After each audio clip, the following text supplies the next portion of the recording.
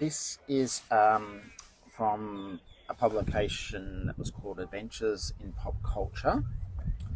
And the particular piece I'm going to read to you is something I wrote a very, very long time ago. But it's quite significant to me because this is the first piece I ever read on an open mic.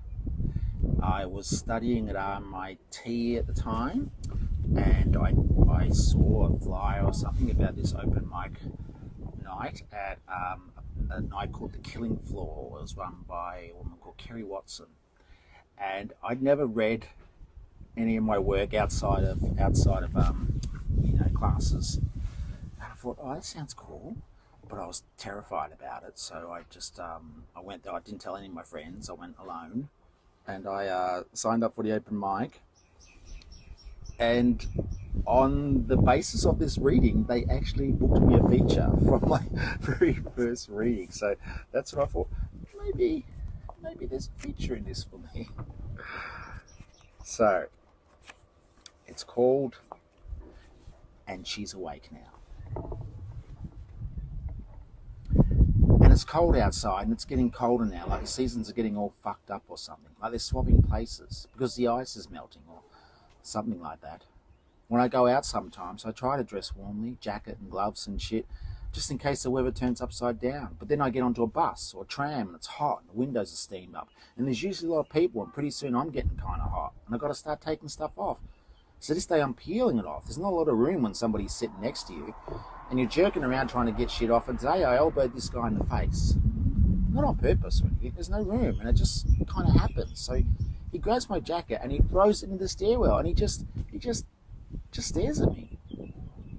She isn't with me. She's working. And so I get up and he won't even move his legs or anything. So I have to kind of step over him. And just then the bus pulls up to a stop. Not my stop, because I just got on. But I'm thinking maybe I should get off. I'm not scared or nothing. But I don't want it. I don't want the fucking hassle. And she always says that it's not worth it anyway. So I'm leaning down and grabbing my jacket. But the door opens and it folds and it tears it right across the back. And there's a lot of kids and shit on the bus and they're laughing at me. And maybe I would have too. But I don't think so. I don't think I would have. But I managed to pull the jacket out even though it's torn to shit, and I get off the bus. I'm on the way to a job interview, and of course I end up being late, so I almost don't bother going in, but I think I should at least give it a go. And I walk in and the guy says, "You're late." And I tell him, "I know, I'm sorry." But he doesn't ask why, so I don't have to explain. But he says all the positions have gone. And so I'm just about to walk out, but then he says he does have one spot left for street work. But I have to work that night. And then he says, "You mustn't feel the cold much." And I realise it's because I'm not wearing my jacket, which I've thrown into the bin outside the building. So I tell him, no, it doesn't bother me. And he says, "That's good." And he wants to know what size I am. And I'm wondering what the job is for, because he had only said no experience was necessary. And I don't have experience in much at all, so I always look for that in a job. And he says that Mega Boy Burgers, because that's what they're called, are looking for people to promote their fine nutritional food or some guff like that. And he asks if I'd be interested. And I say, "Sure, I mean, shit, that's what I'm there for." He says, "Great, we'll start straight away." So I say, "Yeah," not really believing I just got this job. And he gets up and leads me to the back of the office where there's a door, which I hadn't noticed before. And he opens it up and he says, "Come and meet the rest of the team." So I walk in and I swear I almost fucking died. The first thing I see in the corner is a giant fucking cucumber. And if that isn't enough, it's moving straight at me. And when I notice it's got arms and legs, and one of those arms is trying to shake my fucking hand. But then I'm looking to the other corner, where there's a giant tomato that's also walking around, but he's kind of bumping into shit like he doesn't know how to walk. And it gets worse because behind him is what I think is supposed to be a giant slice of cheese, or could have been a fucking egg yolk. I can't really tell. And while I'm staring at these guys who I quickly realise have turned up for the same job I did, that fuck from the company is introducing me to them and telling me their names and shit. But I'm not really taking it in. Especially when I look down on the floor, I see my fucking costume, is a slice of hamburger meat with a face in it. The others have faces too, but mine has this fucking red cape, and the guy from the company is explaining how privileged I am that I get to wear the costume of Mega Boy Burger himself. But my face must be saying something, because he also starts reminding me how he could easily get somebody else to do it, and I could go back out the same door I came in. "It's up to you," he says.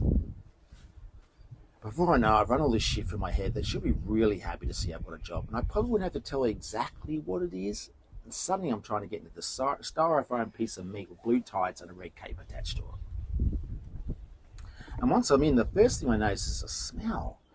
Who the hell was in this thing before I was? But then there's a hand on my back and a wad of flies in my hand, and we're being led out the side door to an alley that leads to the mall, where we're told to hand shit out and basically jump around like a bunch of idiots. And for the first hour, maybe it's not so bad.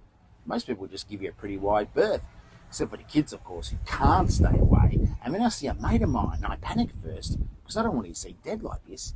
And then I remember he can't see my face. So I run up to him and I start dancing around him and shit, and at first he tries to ignore me until he can't. And then he tells me to piss off, and he ducks down the stairs of a porno theatre. And I'm a little stunned. Not shocked or anything, but I just didn't know he went to that sort of thing. And I feel like I've invaded his privacy or something like that. And then bang, I feel a little explosion in my shin. So I turn around to see some little kid grinning at me. And he's moving to take out the other leg before his mother pulls him back and they just disappear into the crowd. So I limp back to where the other guys are. And I don't feel too much like dancing anymore. I'm starting to get real hot in this suit. And the smell of my sweat starting to blend with that of the last resident. So I look up at the clock above the post office and I can't believe I've still got another 2 hours of this crap. And that's when I see him appear out of the crowd. It's the prick from the bus. He's just strutting along, and I start thinking about my jacket. And maybe if I'd been on time, I wouldn't be doing this shit. Maybe I would have got a better job. And it all starts to bubble and boil, all my sweat and temper. Then he sees us idiots jumping around, at least I'm trying to now. And he starts smiling. He thinks it's a great joke. So I curl my finger and I beckon him over to me. And I think he thinks he's won a prize or something, because he follows me. And I'm walking backwards, leading him down the alley, and he's still following with this big shit-eating grin because he thinks he's won a year's supply of Mega Boy burgers or some shit like that. And then we're off into the mall and into the alley. And my arm is around him. We're both laughing because I look stupid, because some people are always happy to laugh at other people. But he stops the moment my fist lands in his stomach. He goes down straight away, but I'm all over him, screaming, "My jacket, it was my jacket!" And he's trying to get up, but I won't let him.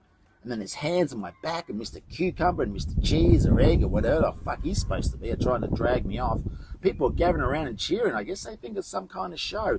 And I can't use my arms much because I can't reach around the meat, but my legs are free and I'm kicking like a mule. I noticed he stopped resisting, and in fact he stopped moving altogether. And then I noticed there's a lot of blood around his head. And then Mr. Cucumber, Mr. Cheese or Egg are just sort of standing there. Mr. Tomato is trying to push through the crowd now to see what the fuck's going on. And now I'm pushing past him. I'm running as fast as you could run in one of those things. And then I'm back at the office. That fuck from the company's in there, I guess because I'm early, so I pull a costume off and get changed. When the costume's on the ground, I notice a cape has been torn off and big chunks have been ripped out of the meat. Suddenly, Mr. Cucumber's at the door and he's shouting and swearing at me and mentioning cops and ambulances and telling me I have to go back. I notice he's got big chunks taken out of him too. And I go walk past him, he grabs my arm and I shout, "I'm not going with you, Cucumber." I kind of shove him, not hard, but it's hard to keep balancing the suit, and he falls on his ass. And he starts wriggling around on the ground like a fucking beetle. It's been turned on its back, and then I'm out the door. And it's dark when I get home, and it's cold. I walked all the way because I was afraid to get on another bus, and I'm wearing gloves of a t-shirt, which must look kind of funny. I'm feeling like I'm stoned, or need to be stoned, or need to feel something other than this. When I walk in the door and I find she's asleep. She works strange hours and she's just lying on the covers, and I'm sitting beside her. I notice how unaffected she looks when she's asleep and how beautiful that is, because on her side of the mirror, nothing has happened yet. And I'm reaching out to touch her cheek, and she starts to stir a little, and she makes that little sound she makes when she's waking up, and I start to cry, even though I don't want to, because I know I've done something I shouldn't have. And her eyes are opening, and she's awake now. Hope you enjoyed that.